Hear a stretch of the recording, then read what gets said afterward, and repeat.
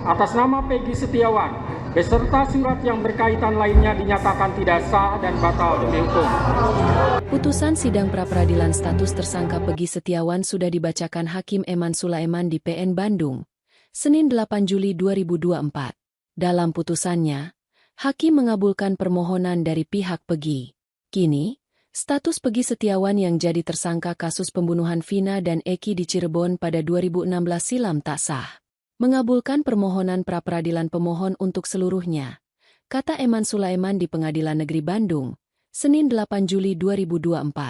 Begitu Hakim Eman Sulaiman membacakan keputusan dan sidang dinyatakan selesai dan ditutup, teriakan takbir langsung menggema di ruang sidang. Sementara itu, Kartini ibunda Peggy Setiawan yang mengenakan kerudung warna biru juga langsung menangis.